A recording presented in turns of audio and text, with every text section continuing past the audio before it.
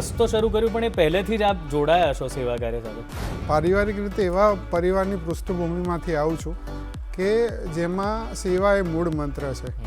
મારા બા ને દાદા ડૉક્ટર ગણપતરાય જોશી અને ઇન્દ્રાવતીબેન જોશી બંને સ્વાતંત્ર્ય સેનાની હતા. શાળાઓમાં અમે લોકો મટીરિયલ બેંક ક્રિએટ કરીએ છીએ, એટલે બાળકે કંઈ પણ વસ્તુ જરૂરિયાતની થાય તો એમાંથી બહાર લેવાની જવાની જરૂર નથી, જે જોઈએ એને શાળામાંથી જ મળી રહે. અને 2010થી અમે બિલકુલ જમીન સ્તર ઉપર કામ કરતી વિવિધ ક્ષેત્રની મહિલાઓને સન્માનવાનું શરૂ કર્યું. બેન થાઈલેન્ડથી આવ્યા હતા, એની આગળ ફ્રાન્સથી આવ્યા હતા. એટલે એ લોકો પણ આપણી ગુજરાતી બહેનો જ ત્યાં જઈને એટલું અદ્ભુત કામ કરે છે કે આપણને સન્માન કરતાં એમનું સન્માન કરતાં આપણને ગૌરવ થાય કે આટલું અદ્ભુત ત્યાં પરદેશમાં પણ આપણી બહેનો કામ કરે છે. ભાવમાં રહેશો ને તો બધો સુખ દુઃખ દરેક પ્રશ્નો સરળ થઈ જશે, અને અભાવમાં જશો તો દરેક જગ્યાએ તમે પછી અટકી જશો તો લટકી જશો તો ભટકી જશો. ગુડ મોર્નિંગ ગુજરાતમાં હાર્દિક સ્વાગત છે મિત્રો, હું શૌનક વ્યાસ. મિત્રો, આપણે દરેક વ્યક્તિ જ્યારથી એ ભાનમાં હોય, એટલે કે જ્યારથી એની સમજવાની ઉંમર થાય ત્યારથી એવું વિચારે છે કે પોતાનું ઉત્થાન કેવી રીતે કરવું, કેવી રીતે હું આગળ વધી શકું, પ્રગતિ કરી શકું અને કેવી રીતે મારા જીવનને સફળ બનાવી શકું, બહુ તો એના થકી મારા પરિવારને કેટલો સુખી કરી શકું. આવા વિચાર દરેક જણના હોય છે અને એવી રીતે જ સામાન્યપણે આપણો ઉછેર કરવામાં આવતો હોય છે. પણ કેટલાક એવા લોકો છે કે જે એવું વિચારે છે કે મારી સાથે સાથે અથવા તો મારાથી પણ વધુ હું સમાજને માટે શું કરી શકું, સમાજની સેવામાં હું કેવી રીતે ભાગરૂપ બની શકું, કેવી રીતે સમાજના ઉત્થાન માટે, એ વ્યક્તિઓના, એ લોકોના ઉત્થાન માટે કે જે લોકોને ખરેખર મદદની જરૂર છે, હું પહોંચી કેવી રીતે શકું ત્યાં સુધી. અને કદાચ એવા જ લોકોના લીધે આપણે આટલા સુખી છીએ.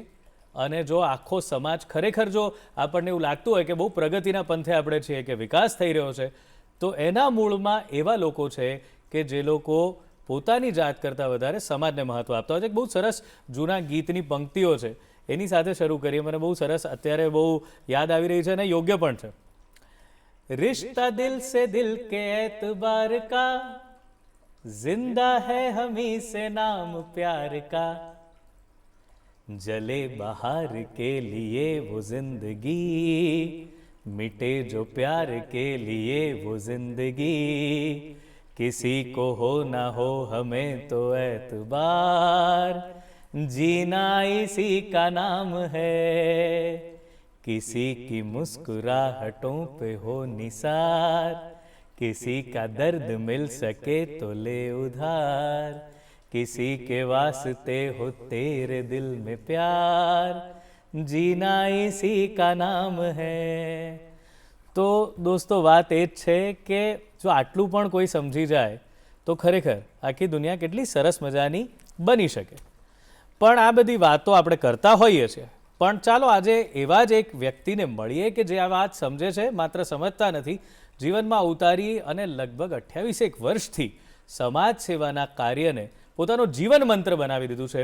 એવા વ્યક્તિને આજે આપણે મળવાનું છે કે જેઓ બહુ જ બધા સેવા કાર્યો સાથે, પછી એ મહિલાઓ માટેના હોય, શિક્ષણ જગત માટેના હોય, કે પછી મહિલાના માનસિક સ્વાસ્થ્ય સાથે સંકળાયેલી કોઈ વાત હોય, સંગીત કે કલા જગતના ઉત્થાન માટેની કોઈ વાત હોય, દરેકે દરેક ક્ષેત્ર જ્યાં જ્યાં કંઈ પણ સેવાની, કંઈ પણ મદદની જરૂર છે ત્યાં એ પહોંચ્યા છે. અને એમને માત્ર અહીંથી જ નહીં પણ આંતરરાષ્ટ્રીય સ્તરે પણ, એટલે કે યુનો જેવી સંસ્થાઓએ પણ બિરદાવ્યા છે, અનેક એવોર્ડ પ્રાપ્ત કરી ચૂક્યા છે. 1997થી એક સરસ મજાનું ટ્રસ્ટ એ ચલાવે છે કે જેના થકી અનેક લોકોને આજ સુધી લાભ મળ્યો છે, એની આપણે વાત કરવાની છે. અને સાથે સાથે રાષ્ટ્રીય સ્વયંસેવક સંઘ હોય કે પછી બાબા સાહેબ આંબેડકર ઓપન યુનિવર્સિટી હોય, એમાં પણ ઘણી બધી ફરજો બજાવે છે અને જોડાયેલા રહ્યા છે. તો ચાલો મળીએ સેવા કાર્યને સમર્પિત એવા ડૉક્ટર મયુર જોશી. નમસ્તે. નમસ્તે સાહેબ. તો બહુ જ આનંદ. એટલે પહેલાં હમણાં જ અમારે જે વાત થઈ એમાં એમનો એક બહુ સરસ મજાના સ્વભાવની ખાસિયત ખબર પડી છે કે બહુ વિનોદી સ્વભાવના તેઓ છે. અને સર, મૂળ વાત તો એ છે કે મેં તમને જેમ હમણાં વાત મેં દર્શકોને કરી કે ભાઈ સેવા કાર્ય છે એનું મહત્ત્વ બધા સમજતા નથી હોતા. આપને કેમ એવું લાગ્યું કે આ ટ્રસ્ટ તો શરૂ કર્યું પણ એ પહેલેથી જ આપ જોડાયા છો સેવા કાર્ય સાથે, તો એવું કેમ લાગ્યું કે સમાજમાં બહુ જરૂર છે કે કોઈ આ વાતને સમજે અને કોઈ મદદ કરે? હું પારિવારિક રીતે એવા પરિવારની પૃષ્ઠભૂમિમાંથી આવું છું કે જેમાં સેવા એ મૂળ મંત્ર છે. મારા બા ને દાદા ડૉક્ટર ગણપતરાય જોશી અને ઇન્દ્રાવતીબેન જોશી બંને સ્વાતંત્ર્ય સેનાની હતા. અને મુખ્ય વાત છે કે ઘણા બધા મંત્રીશ્રીઓના આગ્રહ છતાં પણ તેઓએ ક્યારે સ્વાતંત્ર્ય સેનાનીનું પેન્શન ના લીધું. એટલે એમની હયાતીમાં એમની પ્રેરણાથી જ અમે 1997માં ઉદ્ગમ ચેરિટેબલ ટ્રસ્ટની સ્થાપના કરી. મારા દાદા આઝાદી કાળ પહેલાંના એવા ડૉક્ટર છે કે જેમણે દલિત અને વંચિતોને હાથ પકડીને દવાખાનું બતાવ્યું. આપને ખબર જ છે કે એ વખતે તો કેટલી તકલીફ હતી. એટલે એમની પ્રેરણાથી જ અમે આ ઉદ્ગમ ચેરિટેબલ ટ્રસ્ટની સ્થાપના 1997માં કરી અને તેના દ્વારા વિવિધ સામાજિક કાર્ય કરવાનું શરૂ કર્યું. જી, આપે તો પીએચડીનો અભ્યાસ કર્યો છે સાહેબ, તો એ અભ્યાસનો કાળ કેવો રહ્યો અને ત્યારે પણ શું આ સેવા પ્રવૃત્તિમાં આપ સક્રિય હતા? હા, અભ્યાસનો કારણ કે પહેલેથી જ બાળપણથી સેવા એ મૂળ મંત્ર કુટુંબમાં આપવામાં આવ્યો હતો. એટલે અભ્યાસની સાથે સાથે જ્યારે અહીંથી અમે ગામ જઈએ તો અમારું દાદાનું દવાખાનું ચાલતું, એટલે દવાખાને જઈએ અને ત્યાં બેસીએ, ત્યાં લોકો સાથે સંવાદ સાધીએ અને એમાંથી ધીરે ધીરે શાળાકીય પ્રવૃત્તિઓ દરમિયાન પણ વિવિધ પ્રવૃત્તિઓ કરતા ગયા. એટલે અભ્યાસની સાથે આ પ્રવૃત્તિઓનો એટલો આનંદ આવતો હતો કે પછી 1997માં દાદાની હયાતીમાં જ આવું વિચાર્યું કે આપણે એ છે તો એમના આશીર્વાદ સાથે આ સંસ્થા શરૂ કરીએ. એટલે એમાંથી અભ્યાસની સાથે સાથે બીજા સહાધ્યાયીઓ હતા એમાં પણ થોડું પ્રેરણારૂપ બનતા ગયા કે આપણે સૌ સાથે મળીને કંઈક સેવા કાર્ય કરીએ. એટલે સતત જે કુટુંબના સંસ્કારોમાં આવ્યું એ સેવા કાર્ય કરીએ. હમણાં જ વચ્ચે લગભગ આજથી 10 વર્ષ પહેલાં અમે એક અહીંયા અમદાવાદની સંસ્થામાં એક કોન્ફરન્સ યોજી હતી અને એક ગુજરાતના ખૂબ જાણીતા ઉદ્યોગપતિ આવ્યા હતા. એટલે એમણે મારા પિતાશ્રીને એવું કીધું કે ધ્રુવભાઈ, બધા તો ધંધામાં ખૂબ ઇન્વેસ્ટમેન્ટ કરે પણ તમે તો એક ખોટ ખાતર ધંધામાં ઇન્વેસ્ટમેન્ટ કર્યું છે કરીને.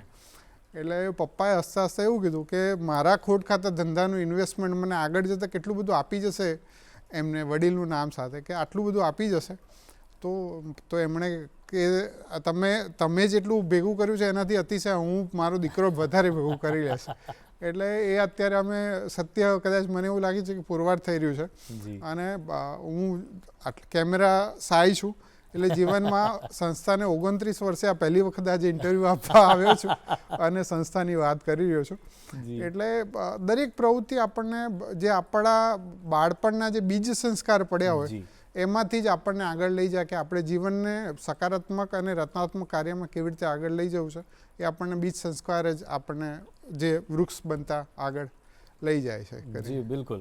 તો 1997થી આમ તો આ ઉદ્ગમ ચેરિટેબલ ટ્રસ્ટની આપણે સ્થાપના કરી અને કાર્ય શરૂ કર્યા. તો મૂળ એ જ્યારે શરૂ કર્યું ત્યારે કોઈ એક ખાસ ઉદ્દેશ્ય માટે કે આપણે આ જ તરફ જવું છે, પછી તો બધા ઘણા તમે જગ્યાએ વિસ્તર્યા અને વિકસ્યા હો, પણ એવું કયું પહેલું કામ જેનાથી શરૂઆત કરેલી ટ્રસ્ટની? પહેલું કામ એવું હતું કે શરૂઆતમાં તો એમ થયું કે ભાઈ બધા અવેરનેસ ઉપર બધા સરકારના એ વખતે તો ખૂબ કાર્યક્રમો ચાલતા, પણ સરકારના કાર્યક્રમો નહીં પણ શારીરિક સ્વાસ્થ્યને લગતી જાગૃતિના કાર્યક્રમો કરવા. કારણ કે એક મેડિકલની પૃષ્ઠભૂમિમાંથી આવ્યા હતા એટલે આરોગ્યની પૃષ્ઠભૂમિમાં એ વખતે તો જમાનામાં બહુ જાગૃતિ ખૂબ ઓછી હતી. એટલે એ પ્રક્રિયા સાથે અમે આ કામગીરીની શરૂઆત કરી. અને 2001ના ભૂકંપમાં જ્યારે આખી દુનિયા ભુજ તરફ દોડતી હતી ત્યારે ગાંધીનગર સિવિલમાં 146 કે 48 પેશન્ટ આવ્યા હતા. એટલે એમાં કોઈને એમ્પ્યુટેશન થયા, બધાને જુદા જુદા પ્રકારની પ્રક્રિયાઓની પરિસ્થિતિ, કોઈને પેરાપ્લેજિયા થયો. એટલે એ દરમિયાન એ 3.5 મહિના સુધી સંપૂર્ણ સારવારથી માંડીને એ લોકોને જે જરૂરી સાધનો જોઈએ એ બધું જ આપવાનું મુખ્ય કામ એ વખતે ઉદ્ગમ દ્વારા કરવામાં આવ્યું. અને એ વખતના હમણાં જ રિટાયર્ડ થયેલા માનનીય હૈદર સાહેબે પણ ખૂબ કલેક્ટર ગાંધીનગર હતા એટલે એ કામની ખૂબ સરાહના કરી. એટલે મુખ્ય કામ ત્યાંથી અમે 2001થી વધારે જાગૃતિથી કામ શરૂ કર્યું, એક્ટિવિટી કરવા માંડી. અને આ બિલકુલ ક્યાંય કે વ્યવસાયિક રીતે હજી પણ કંઈક કામ તો બધા જ જુદા જુદા કરીએ છીએ. અમારે ત્યાં બધું જ વોલેન્ટિયર બેઝ છે. અચ્છા. હા, કોઈ એમ્પ્લોયી નથી અમારે ત્યાં. એટલે અમારે ત્યાં જેટલા પણ લોકો અમે એક આખું જે અમે એમ કહીએ જે ટોળી છે એ ટોળી બધી નિજાનંદી ટોળી છે કે દરેકને કામ કરવાનો આનંદ આવે છે. એટલે બધા સૌ સાથે રહીને આ પ્રવૃત્તિ કરે છે. અને હું વ્યવસાયિક રીતે કંઈક જુદું કરું છું પણ તોય છતાં આનંદ આવે છે એટલે આ બધી પ્રવૃત્તિઓ કરીએ છીએ કરીને. વાહ. તો આપે કીધું કે વ્યવસાયિક રીતે અલગ, પણ આ પ્રવૃત્તિમાં પણ સમય તો ખાસો જતો જ રહે. અને જેમ પેલા સાહેબે આપના પિતાજીને કીધું હતું કે ભાઈ ઇન્વેસ્ટમેન્ટ તમે ખોટી જગ્યાએ કરો તો મૂળ તો એ વાત છે કે આટલો સમય કાઢવો અને એના માટે એક પોતાની તમે નિજાનંદની વાત કરી તો એ જોઈએ. તો એવી કઈ પ્રેરણા છે કે જેના લીધે આપના મિત્રો જે બી આખું સર્કલ છે એ બધું જોડાયેલું રહેતું હોય છે? જીવનમાં આપણે હંમેશા પ્રકૃતિને યાદ રાખવી, કારણ કે પ્રકૃતિ છે હંમેશા આપણને આપે છે. પ્રકૃતિ ક્યારેય આપણી જોડે કોઈ પણ પ્રકારની અપેક્ષા રાખતી નથી. આપણે એમ કહીએ કે સાયક્લોન આવ્યું કે આ વખતે ગરમી ખૂબ વધારે છે, પણ આપણે પ્રકૃતિનું કેટલું દોહન કરીએ છીએ, એની સામે આપણે શું આપીએ છીએ. એટલે મૂળ મંત્ર એ રાખ્યો છે કે જો આપણે પ્રકૃતિથી લઈએ છીએ તો આપણે પ્રકૃતિને કંઈકનું કંઈક આપવાનું છે. એટલે પ્રકૃતિમાં મનુષ્ય પણ પ્રકૃતિનો જ ભાગ છે, એટલે કંઈક આપવાનું છે. એટલે એને મૂળ મંત્ર રાખ્યું છે. એટલે વાંધો નથી આવતો. ચેલેન્જીસ બહુ આવ્યા આટલા વર્ષમાં, 29 વર્ષમાં, પણ તો એ આનંદ આવે છે કે ના, એ પાર પડી જવાય છે અને બહુ સરળતાથી, કારણ કે માધ્યમ બનીને કામ કરીએ છીએ એટલે કોઈ તકલીફ પડતી નથી. વાહ. તો ખાસ કરીને આપ અલગ અલગ ક્ષેત્રમાં કામ કરો છો. તો શિક્ષણ ક્ષેત્રે એક એક ક્ષેત્રમાં જો આપણે જોતા જઈએ તો શિક્ષણ ક્ષેત્રે શાની અત્યારે જરૂર છે અને આપ કેવા કેવા ટ્રસ્ટ દ્વારા કાર્યો થઈ રહ્યા છે? અમે શિક્ષણ ક્ષેત્રે મૂલ્ય આધારિત શિક્ષણની વાત કરીએ છીએ. અત્યારના સમયની આપણે આ જે ડિજિટલ યુગનો જે જમાનો છે એમાં મૂલ્ય આધારિત શિક્ષણની ખૂબ જરૂરિયાત છે. એની સાથે શાળાઓમાં અમે લોકો મટીરિયલ બેંક ક્રિએટ કરીએ છીએ. એટલે બાળકે કંઈ પણ વસ્તુ જરૂરિયાતની થાય તો એમાંથી બહાર લેવાની જવાની જરૂર નથી. જે જોઈએ એને શાળામાંથી જ મળી રહે.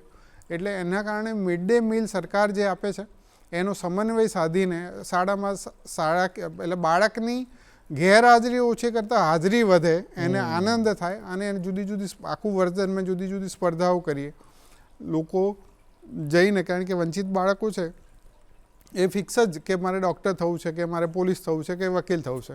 એટલે જુદા જુદા એવા વ્યક્તિઓને પણ ત્યાં લઈ જઈએ શાળા સુધી કે એ લોકોને પણ ખબર પડે કે ના, આ રસ્તો છે. તો એમનું પોતાનું વિઝન ખુલે. જ્યારે જેની પાસે ખૂબ છત છે, એટલે જેની પાસે ખૂબ વસ્તુઓ છે, એના માટે તો બધું સરળ થઈ જાય છે.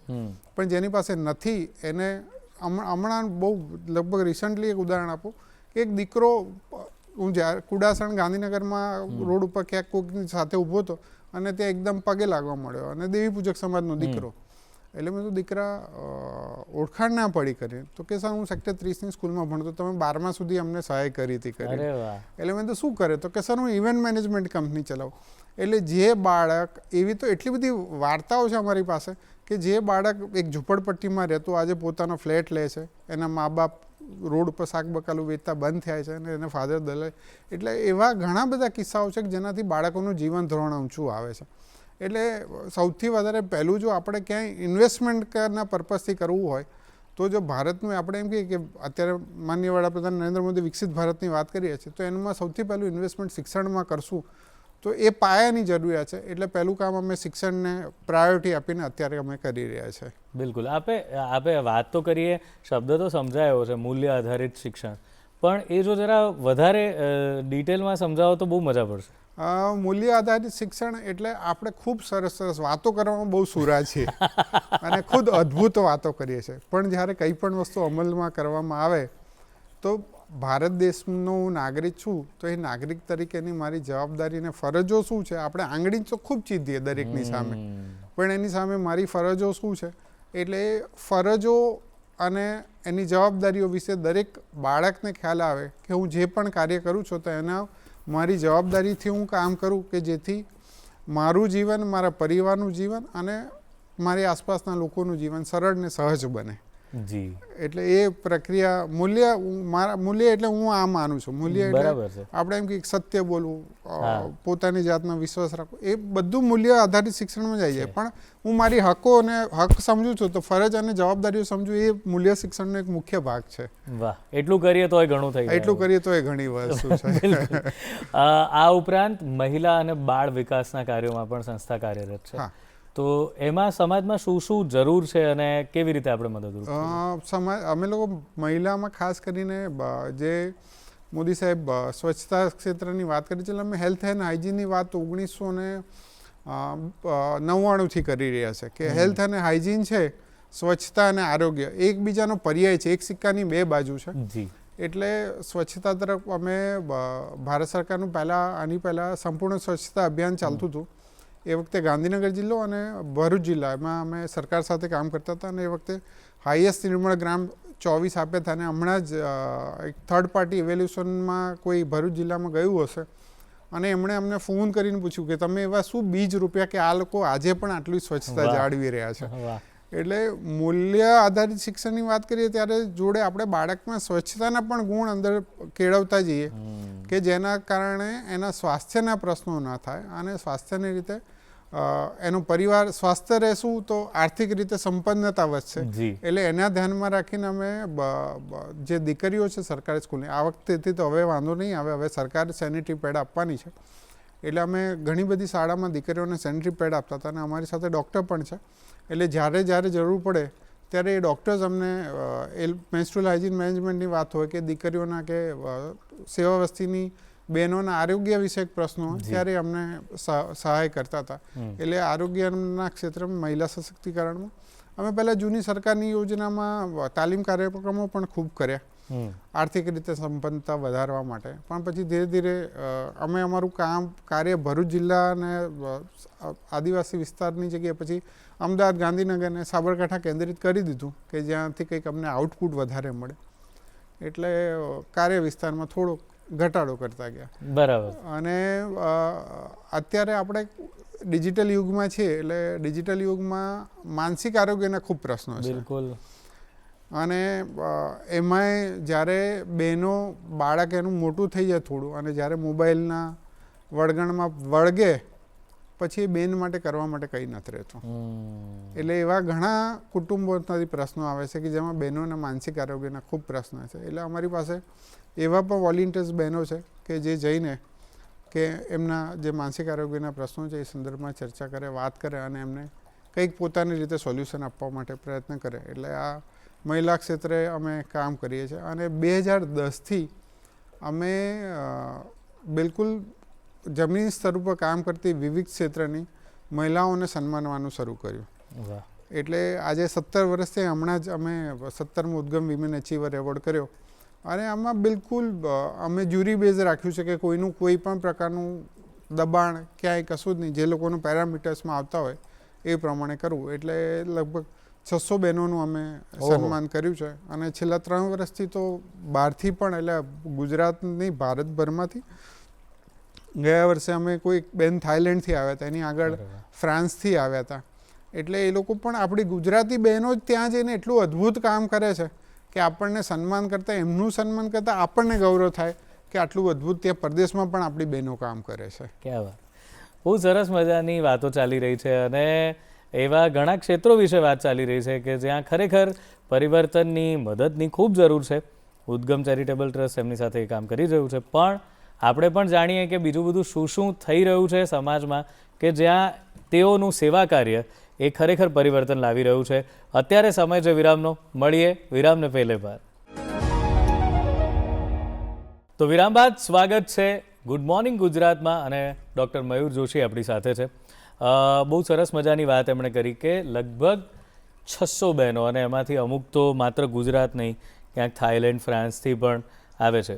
તો આ જે અવોર્ડ સેરેમની આપ કરો છો, શું એનાથી ઘણો ફરક પડી રહ્યો છે? આજે આપ જે વુમન અચીવર્સને આપો છો એનાથી એવું કોઈ સરસ ઉદાહરણ કે જેનાથી આ વાત કરી શકે? હું ગયા વર્ષની જ વાત કરું.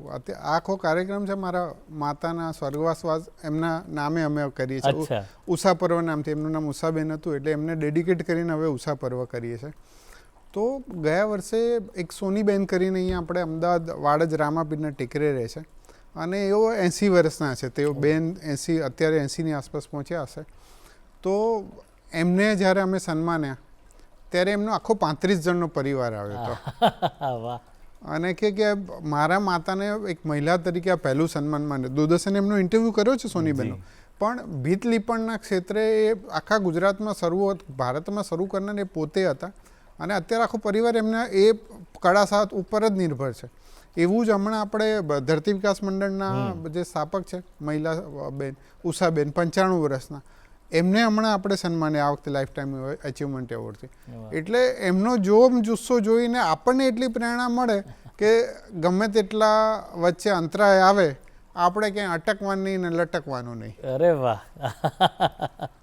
અટકવાનું નહીં ને લટકવાનું નહીં. કારણ કે 2-5% મહિલાઓ એવી હોય કે જેનું આપણે મીડિયાના માટે જોઈએ, આપણે એને આપીએ, બાકી અમારે ત્યાં આવનાર 95% મહિલાઓ એવી હોય છે કે જેને જીવનમાં પ્રથમ વખત સન્માન મળતું હોય છે. ઓહ વાહ.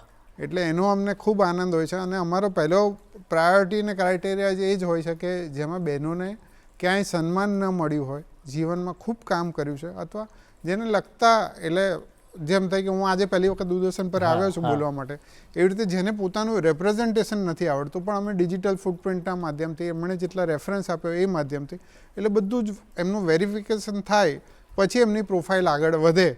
તો જ્યાં જે એવું લાગે ત્યાં પણ અમે જ્યુરીને કહીએ છીએ કે આટલી પ્રકારના ક્રાઇટેરિયામાં બેન આવે છે, તમે જોઈ લેજો. બરાબર. એટલે એવા પ્રકારના બહેનોને જ્યારે સન્માનીય છે ને ત્યારે એમની જે વાત છે ને એ આપ ક્યારેક આવશો, હું આપને આમંત્રણ આપીશ કે અમારે ત્યાં કોઈ એવોર્ડ જેવો માહોલ નથી, પૂરેપૂરો પારિવારિક માહોલ હોય છે કે જેમાં દરેક સ્ત્રી હું નહીં તું, એટલે આગળ એકબીજાને આગળ લઈ જવાની વૃત્તિ સાથે દરેક એકબીજાને સહાય કરે છે.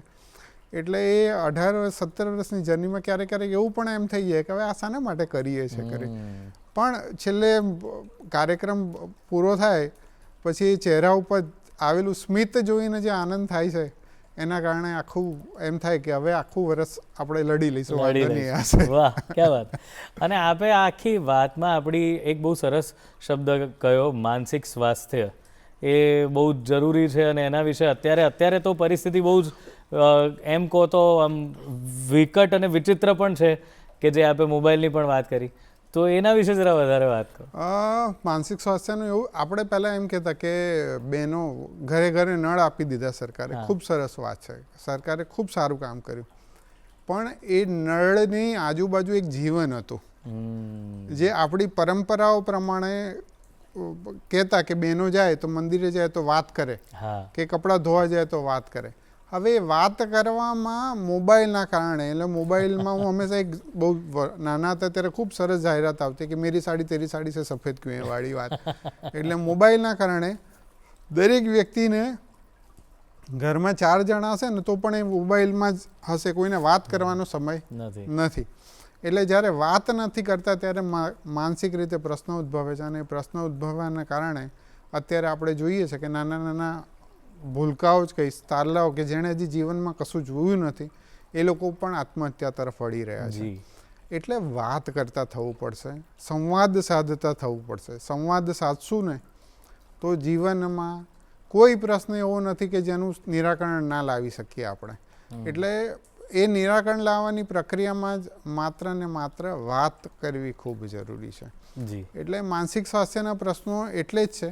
એટલે અમારે ત્યાં અમે જ્યારે પણ જેટલા પણ કાર્યક્રમો એમ કરીએ છીએ ત્યારે દરેક જગ્યાએ આ સંદેશ આપીએ છીએ કે વાત કરતા થઈએ. વાત બોલે એના બોર વિચારની તો વાત કરીએ છીએ, પણ આપણે આપણી જાતની રેપ્રેઝન્ટેશનની જે વાત છે ને એ યોગ્ય રીતે કરતા થઈએ ને તો આ માનસિક સ્વાસ્થ્યના પ્રશ્નો 100% નહીં. ભારતની સંસ્કૃતિ, સનાતન સંસ્કૃતિ એવી છે કે જ્યાં બહુ સરળતા અને સહજતાથી દરેક સુખ અને દુઃખ બંને સરળતાથી માણસ પસાર થઈ શકે. એટલે આપણી બા દાદા નાના નાનીની વાતો જ આપણી પાસે એટલો બધો અદ્ભુત ખજાનો છે કે આપણે ક્યાંય આજુબાજુ પશ્ચિમમાં, પૂર્વમાં કે ઉત્તર દક્ષિણ જોવાની જરૂર નથી. આપણે અંદર જ જોઈશું ને તો આપણી પાસે એટલું બધું અદ્ભુત ખજાનો પડ્યો છે કે આપણે ક્યાંય કોઈની જરૂરિયાત નથી. વાહ. આ તો બધા ક્ષેત્રની વાત થઈને ઘણી બધી સંસ્થાઓ આ ક્ષેત્રોમાં કામ કરે છે, પણ આપના એમાં એક બહુ સરસ યશ કલગી સવાની એક બીજી પણ પ્રવૃત્તિ છે અને સંગીતની પ્રવૃત્તિ મારી ગમતી છે, એટલે મને બહુ મજા પડી કે આપે શાસ્ત્રીય સંગીત માટે પણ ઘણું કામ કર્યું છે. તો એ જરા જણાવો કે સંગીત અને કળાના ઉત્થાન માટે આપ જે સેવા કાર્ય કરી રહ્યા છો એના વિશે માહિતી આપો. શાસ્ત્રીય સંગીત અમને પારિવારિક રૂપે મળેલું છે. એટલે હમણાં જ અમારી સાથે કોઈ કામ કરનાર વ્યક્તિએ પૂછ્યું હતું કે મારો ભત્રીજો અત્યારે વાંસળી શીખે છે, તો કે તમારા ઘરમાં બધાને બધી ખબર પડે? એટલે મેં તો મારો ભાઈ તબલા જાણે, હું વોકલ શીખ્યો, મારી બેન કથક કરે, અને મેં તો અમને આ પારિવારિક મારે દાદીમા તરફથી અમને વારસામાં સંગીત મળ્યું કરીને. એટલે પંડિત બ્રિજભૂષણ કાબરાજી જે હિન્દુસ્તાની શાસ્ત્રીય સંગીતમાં જેમણે સ્લાઇડ ગિટારને ઇન્ટ્રોડ્યુસ કર્યું, એ 2018માં એમનું નિધન થયું. એટલે એમનું 12 એપ્રિલે નિધન થયું અને મારા માતા 18 એપ્રિલે ગયા. પણ અમારે ખૂબ અંગત એમની સાથે સંબંધ, એટલે વાતમાંથી વાત નીકળી એટલે કે એમની સ્મૃતિમાં કાર્યક્રમ કરવાનો. એટલે ક્યારેય શાસ્ત્રીય સંગીતનો કાર્યક્રમ નહોતો કર્યો, પણ ગાંધીનગરમાં પછી એમની સ્મૃતિમાં અમે કાર્યક્રમની શરૂઆત કરી અને ત્યારથી સતત અમે પહેલાં એક દિવસનો કાર્યક્રમ કરતા હતા. પછી 2022માં મારા પિતાશ્રી ધ્રુવભાઈ હૃદયસ્થ થયા, એટલે એમની સ્મૃતિમાં અમે પછી ધ્રુવ પર્વના નામથી 3 દિવસીય કાર્યક્રમનો શરૂઆત કરી. અને હવે અમે દર 2 મહિને, કેમ કે વચ્ચે કોવિડનો પિરિયડ આવી ગયો એટલે થોડી તકલીફ થઈ, પણ પછી હવે દર 2 મહિને એક શાસ્ત્રીય સંગીતનો કાર્યક્રમનું આયોજન એટલા માટે કરી રહ્યા છે કે શાસ્ત્રીય સંગીતનો આ બધું ડિજિટલ જે સોશિયલ મીડિયા ચાલુ છે, એમાં ગુજરાતી કહેવાય છે કે સૂંઠના ગાંગડે ગાંધી થઈ જવું. એટલે એટલા બધા લોકો અને દરેકને તાત્કાલિક પ્રસિદ્ધ જોઈએ છે, એટલે જે રીતે થવું જોઈએ એ રીતે થતું નથી. એટલે કદાચ સંક્રાંતિ કાળ છે, એટલે હમણાં જ અમે કોઈની વર્કશોપ કર્યો, તો વર્કશોપમાં અમારે 75 સંખ્યા હતી ને પછી ના પાડવી પડી. એટલે જે ગાયક આવ્યા હતા એમણે એવું કીધું કે આ તો આખી એક શાસ્ત્રીય સંગીતની સભા થઈ ગઈ, કારણ કે આટલા લોકો અત્યારે ક્યાંય આવતા જ નથી. એટલે એના કારણે અમે ગાંધીનગરમાં, કારણ કે શાસ્ત્રીય સંગીતનું એકમાત્ર કાર્ય અમે જ કરીએ છીએ, એટલે ગાંધીનગરમાં શાસ્ત્રીય સંગીતનો માહોલ જળવાઈ રહે અને લોકોને ખબર પડે. એટલે એના સંદર્ભમાં અમે જુદા જુદા પ્રયોગો પણ કરીએ છીએ અને જુદા જુદા પ્રયોગોના માધ્યમથી પણ લોકોને શાસ્ત્રીય સંગીતની સાચી સમજ કેળવાય અને ખાલી કાનસેન થશે ને તો પણ આપણે આપણું જે ધરોહર છે એને અદ્ભુત રીતે સાચવી શકીશું. એ ઉદ્દેશ્યને ધ્યાનમાં રાખીને અમે લોકો અત્યાર સુધીમાં 7 ધ્રુવ પર્વ થયા અને એટલા જ ઉદ્ગમ મ્યુઝિક ફેસ્ટિવલની સાથે ઉદ્ગમ સુરોત્સવ, ઉદ્ગમ શબ્દ સુરોત્સવ, ઉદ્ગમ હમણાં અમે ગઝલોત્સવ કર્યો 3જી વખત. એટલે આ બધા કાર્યક્રમોને હવે અમે યુવાનોને પ્લેટફોર્મ, ઉદ્ગમ સુરપ્રભાત શરૂ કર્યું છે અમે, અને યુવાનોને ખાસ કરીને પ્લેટફોર્મ આપવા માટે હવે અમે લોકો બેઠકોનો દોર શરૂ કરી રહ્યા છે, કે જેમાં જે લોકો 5 વર્ષથી વધુ સંગીત શીખી રહ્યા છે, શાસ્ત્રીય સંગીત કે કોઈ ઇન્સ્ટ્રુમેન્ટ શીખી રહ્યા છે, એમને પ્લેટફોર્મ આપવા માટે આવતા મહિને, એટલે આ મહિનેથી, કારણ કે 12 એપ્રિલે પંડિતજીની પુણ્યતિથિ છે, એટલે આ મહિનાથી જ અમે લોકો બેઠકોનો દોર પણ યુવાનો માટે શરૂ કરી રહ્યા છે. આ વર્ષે એવી પણ એક ઈચ્છા છે કે યુવાનો માટે થઈને શાસ્ત્રીય સંગીતની સ્પર્ધાનું આયોજન પણ કરવું, જે પંડિતજીની સ્મૃતિમાં અમે કરી શકીએ. ક્યાં વાત. તો આ તો એક અલગ પ્રશ્ન છે, પણ આપ શું હજુ પણ શાસ્ત્રીય વોકલ રિયાઝ ને બધું કરતા રહો છો? ના, મારાથી નથી થઈ શકતું, કારણ કે ઘણા વખત હવે ગળું સાથ આપતું નથી. એટલે એ પણ જ્યારે પ્રસ્તુતિ ચાલતી હોય ત્યારે હું પણ એ જ રીતે એ તલ્લીન થઈને એમની સાથે એટલો જ સંવાદ સાધતો હોઉં છું. કદાચ મને ફિલ્મી બહુ ફાવતું નથી, પણ જ્યારે પણ શાસ્ત્રીયનો મને નિજાનંદમાં અતિશય આનંદ આવે છે. એટલે મારા ત્યાં કન્ટિન્યુઅસલી મારા ટેબમાં કંઈકનું કંઈક શાસ્ત્રીય સંગીત જ, આટલા બધા મહાન અદ્ભુત કલાકારો આ દેશમાં છે, એટલે દર મહિને એમ થાય કે હવે આ મહિને આ જ કલાકારને સાંભળવા છે, ગાતા કે વગાડતા. એટલે એમને કાનસેન તો હજી ચાલુ રાખ્યું છે. ના, નહીંતર હું આપની પાસે કંઈક પ્રસ્તુતિ કરવાનું કે પણ હવે નથી થતું, કારણ કે ગળું સાથ નથી આપતું. કારણ કે મને ટોન્સિલાઇટનો બહુ મોટો મેજર પ્રશ્ન હતો અને કંઈ પણ ખાવું પીવું તો પણ ગળું પકડાઈ જતું હતું. એટલે પછી ડૉક્ટરની સલાહથી પછી એમણે મને સ્પષ્ટ ના પાડી કે તમે ન ગાઓ, પણ ગવડાવો બીજાને ગવડાવો. Right sir. તો આપે વાત કરી એમાં દરેકમાં મને આપણા સનાતનના સંસ્કારો જે છે ને એ બહુ દેખાય છે. તો આ સંસ્કૃતિ વિશે આપ કંઈક જો કહો, અત્યારે ઘણા બધા યુવાનો જોઈ રહ્યા છે આ વસ્તુ. બહુ સરળ ને સહજ છે. આપણે દરેક વસ્તુ આપણને ટેવ પડી ગઈ છે કે જે પશ્ચિમમાંથી આવે ને એ આપણા માટે બહુ ખૂબ એમ આનંદવાળી. અમે નાના હતા ત્યારે પેલું વાંદરા છાપ દંતમંજન આવતું એક, અને એ વખતે એમ બધા અત્યારે જે બહુ રાષ્ટ્રીય કંપનીઓ છે એવો પ્રચાર કરતી કે ભાઈ આ તો કોલસાવાળી વાત છે, કે તમે કોલસો, અને અત્યારે એ જ જ્યારે આપણને ચારકોલ કરીને વેચે છે ત્યારે આપણે ખૂબ આનંદથી એને લઈએ છીએ. અત્યારે તો ખૂબ પેલી શું કહેવાય બધી પ્રોડક્ટ ફેસની આવી ગયા છે. એ જ વસ્તુ સ્મોકી ફ્લેવરની વાત છે. અત્યારે લોકો યુવાનો ખૂબ જાય છે હોટલ રેસ્ટોરન્ટમાં જમવા માટે સ્મોકી ફ્લેવર. જ્યારે ચૂલાનું ભોજન થતું ત્યારે એમ થતું કે ના તો ખવાય, ગેસ થાય. અને હવે એ જ વસ્તુ સ્મોકી ફ્લેવરની વાત છે. આપણી દરેક વસ્તુમાં જ્યાં કોઈ પણ વસ્તુનું તમને શું કહેવાય પાશ્ચાત્યકરણમાં કોઈ કારણ આપવામાં નથી આવતું કે આપણી પરંપરાઓમાં આપણે શું શેના માટે આ વસ્તુ કરીએ છીએ, પણ એ જ વસ્તુ અત્યારે જ્યારે પશ્ચિમના લોકો રિસર્ચ કરીને આપણને આપે છે ત્યારે આપણે એનો સ્વીકાર કરીએ છીએ. તો આપણે સનાતન પરંપરાઓનો સહજ સ્વીકાર કેમ ન કરવો જોઈએ. અત્યારે બહુ હમણાં એક ખૂબ સરસ વાત ચાલી છે ભજન ક્લબિંગની, અને મને ખૂબ આનંદ છે કે બહુ બધી જગ્યાએ યુવાનો ભજન ક્લબિંગ તરફ વળ્યા છે. તો એ માધ્યમથી પણ જો અંદર મહિલામાં જોતા થાય તો હું જે નિજાનંદની વાત કરું છું ને બહુ સરળ ને સહજ થઈ જાય. કારણ કે હું જીવનમાં મારી જીવનની ડિક્શનરીમાં 5 શબ્દો છે: ભાવ ને અભાવ. ભાવ સકારાત્મકતા અને અભાવ એટલે નકારાત્મકતા. ભાવમાં રહેશો ને તો બધો સુખ દુઃખ દરેક પ્રશ્નો સરળ થઈ જશે, અને અભાવમાં જશો તો દરેક જગ્યાએ તમે પછી અટકી જશો તો લટકી જશો તો ભટકી જશો. ભટકશો તો પછી તમને જેણે જ્યાં તરફ ખેંચવા છે ને ત્યાં ખેંચતું રહેશે. એટલે આપણી પરંપરાઓ છે ને હંમેશા ભાવ શીખવાડે છે, ક્યાંય અભાવની વાત નથી. તમે ક્યાંય પણ જગ્યાએ જોશો બધા કે જીવન ગીતાજી છે શાંતિનું વાત છે. ગીતા શાંતિની વાત નથી, ગીતા યુદ્ધની વાત છે કે તમને દરેક ક્ષણે તૈયાર કરે છે કે આ બધા જ મારા છે, છતાં પણ મારે હર ક્ષણે સાક્ષી ભાવપૂર્વક મારે જે કાર્ય કરવાનું છે. યુદ્ધ એટલે કાર્ય, જે કાર્ય કરવાનું છે કાર્ય સરળતા અને સહજતાથી કરીશ તો મને મારો રસ્તો સરળતાથી સહજતાથી મળશે. પ્રશ્નો તો રહેવાના જ છે, જીવન છે, શ્વાસ છે, ત્યાં આસ છે, તો એ પ્રશ્નો તો રહેવાના છે. તો એ પ્રશ્નોમાંથી રસ્તો કાઢવો, એ આપણે એને ભાવમાં લઈશું ને તો રસ્તો સરળતાથી નીકળશે. બાકી તો પછી અભાવ તો દરેક જગ્યાએ આપણને ફરજ ને જવાબદારી વિશે અભાવ મળી જ જવાના છે. જી, તો હવે હવે શું લાગે છે આપને કે હવેના સમાજમાં, કારણ કે જે તે સમયે બધી પ્રવૃત્તિઓ પણ બદલાતી રહેતી હોય છે, સમાજ પણ બદલાતો રહેતો હોય છે, અને એ પ્રમાણે જરૂરિયાત પણ મદદની ખાસ કરીને સેવાની બદલાતી રહેતી હોય છે. તો હવે આપને શું લાગે છે કે કયા ક્ષેત્રોમાં વધારે જરૂર છે?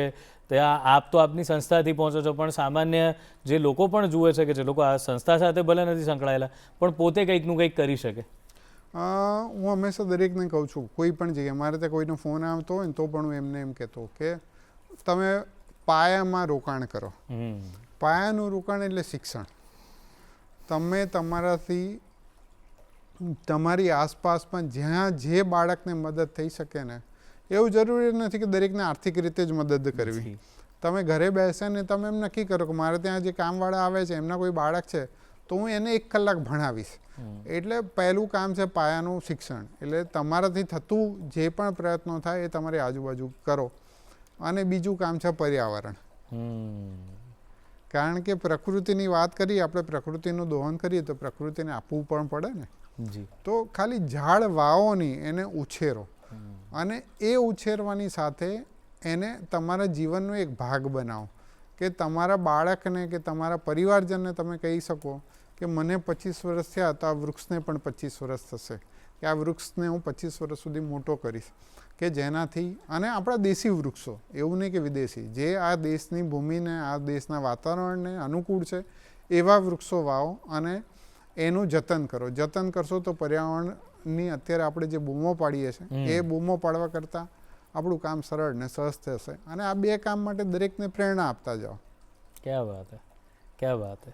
બહુ મજાની વાતો આજે આપણે કરી છે, પણ અંતે જો આપે કંઈક કોઈ એક સંદેશ આપવો હોય જતાં કે કંઈક એવું હોય તો એ શું હશે?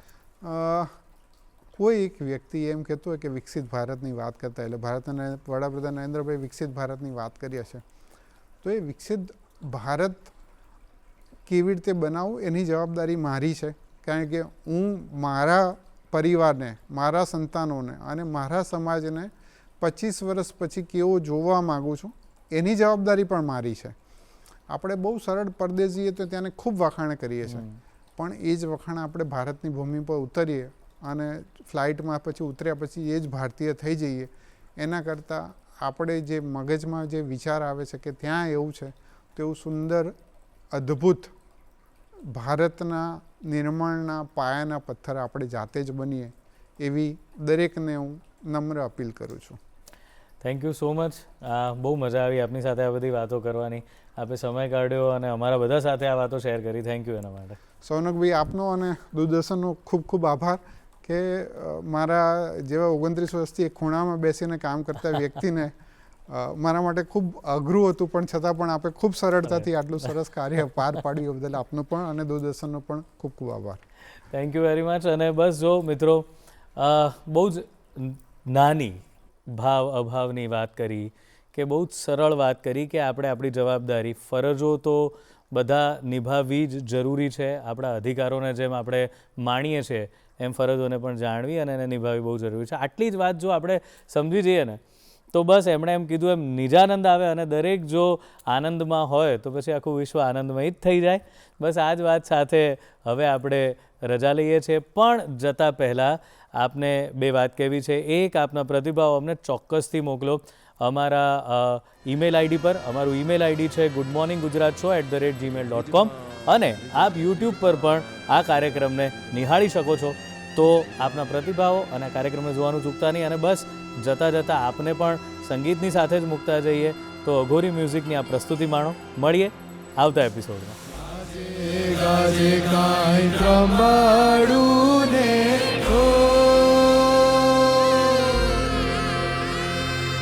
વાગે વાગે ઢોલીડાના ઢોલ એવી હોરે હરણાયું માડી તારા મંદિરે હોજી એવી હોરે હરણાયું માડી તારા મંદિરે હોજી.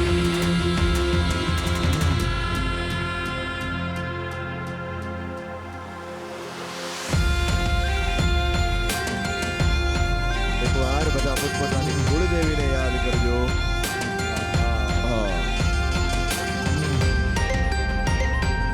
હોમ બાવળિયું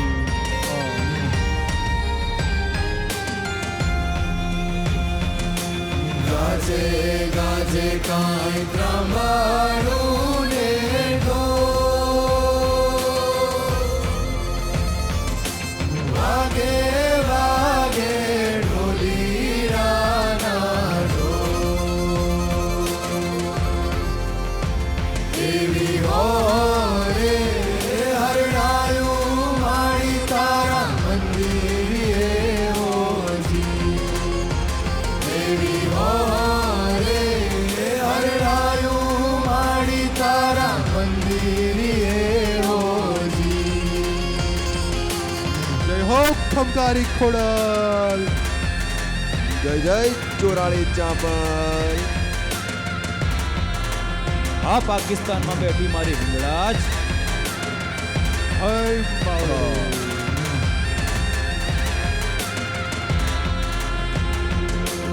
ઉત્તર में आई खोडल नो खमकार, दक्षिण में आई हिंगड़ा सरे एनी वच मारे चोराई चापलना बेसरा होजी एनी વચમાં ચાપલ તારા રહેણા હોજી વાગે વાગે કાંઈ ઈ માડીનો ગમણો દરબાર કેવો હોય કે બુધ સૂર્યનારાયણ અને ચંદ્રમાને નીચે આવીને ગગનમાંથી ઉતરીને માતાજીની આરતી ઉતારવી પડે એવો જાજરમાન મારીનો ઉગમણો દરબાર.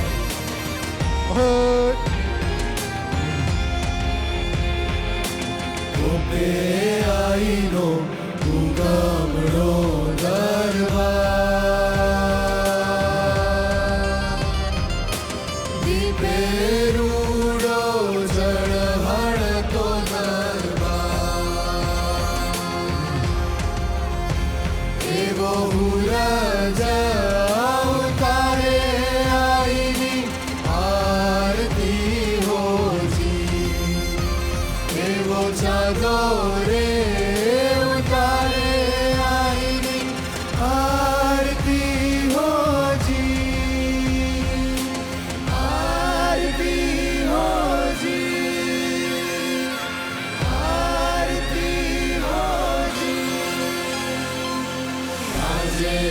આજે કાંઈ પ્રમાણું લેખો વાગે વાગે હોરીરાના ઢોલ એવી હોય કરણાયું માડી તારા મંદિર